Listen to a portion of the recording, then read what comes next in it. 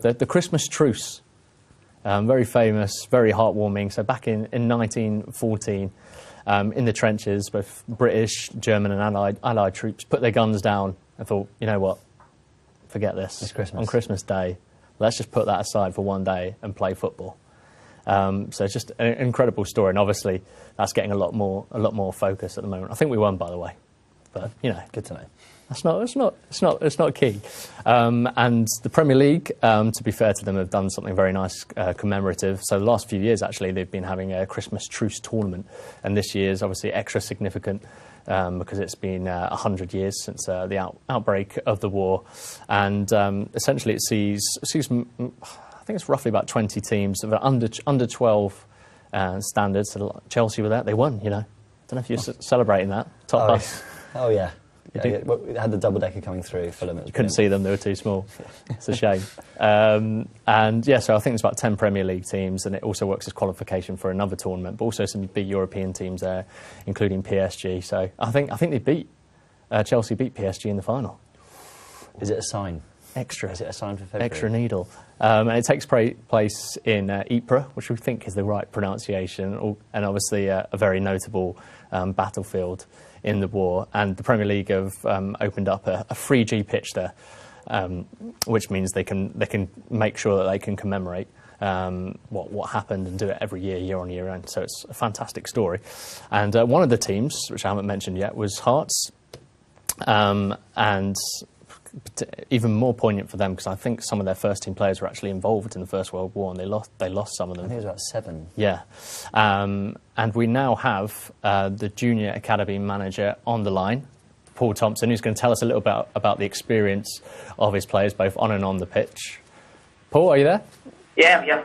Hi, Paul. Thank you so much for joining us. No problem. So first of all, let's concentrate on the football. How did you get on, and how did the boys enjoy it on the pitch? Boys loved it on the pitch. They done really, really well. We're not really used to playing 9-a-side, so we got a bit of a lesson learned in the first game against Chelsea, who beat us 6-0. But after that, the boys done really well against Anderlecht, Club Brugge, Valenciennes, and they were all tight games. So really, really proud of the way the boys played.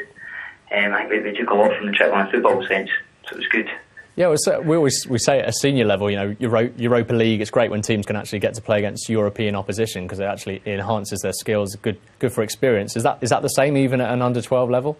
Oh, massively, yeah. You can pitch yourself against some of the best kids in Europe and just see what level you're at and what level the academy's at as well. And it gives the kids an experience of playing against players that move the ball slightly differently or different technically and play the game slightly different. So it was really important for the kids and for the academy. And I'm sure you're involved in loads of tournaments throughout the year, but I expect this one was sort of extra special for you and Hearts and the boys. Yeah, it was definitely the most emotional thing we've ever played in.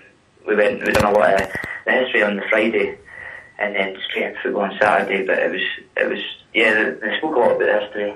Yeah. And I think the boys took a lot from that, and it was quite emotional, to be honest. Yeah, I've read that. So it wasn't just playing football back to back. There was actually sort of a trip outside of football as well. And what kind of things were they seeing and learning?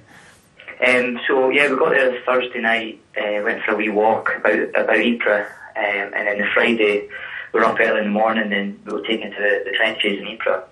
So it was probably even more special because it was really windy and it was pouring down with rain. So the boys got to imagine just what some of the guys went through. We were only out for an hour and the boys were drenched and soaking.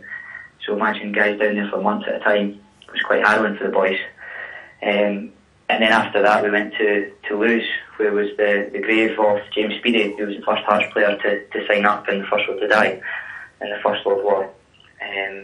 So that was really good for the boys to see that.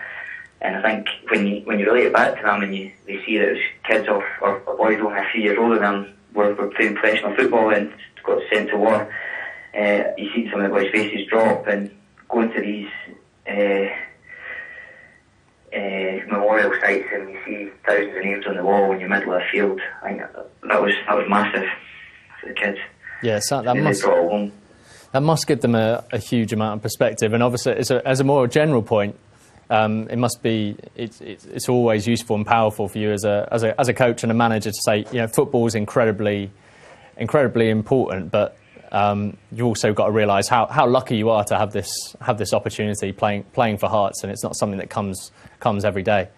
Yeah, definitely. It was actually the boys mentioned that first, how lucky they felt they were after it, how great their lives are, and thankful the guys that lost their life for the country, for our freedom, really. Do we think Hearts will be involved in more of these tournaments? I think it's every year. Would you like to go back? Do you think it's valuable to go back? Yeah, I would love to go back. I absolutely love it. I think a lot of folks spoke positively of us there, and we certainly didn't let ourselves down in the football aspect, so it'd be really, really great for us to get back again and give some other kids an opportunity to go. So it would be really good. And finally, Paul, I think we always have a bit of interest in managers and coaches here and how they made their journey to the position they did. Well, what was the journey for you? How did you become a manager for the academy, the junior academy? It's all happened pretty fast, to be honest. Obviously, there's been a lot going on at Hearts over the summer. Craig Levine's came in and he's promoted a lot of guys from within. So myself and Roger Arnett took the academy manager's position, and I got the junior academy's position, and I've just completed my A licence just now. So it's been a massive year for me. Yeah, no, it sounds a fantastic achievement. Well done, and hopefully we'll keep in touch with you next year, and hopefully Hearts will also be involved in, which clearly is a very valuable, impressive, and a very emotive tournament. Thank you so much for joining us, Paul, and Merry Christmas. Thanks a lot. Merry Christmas. All right, take care.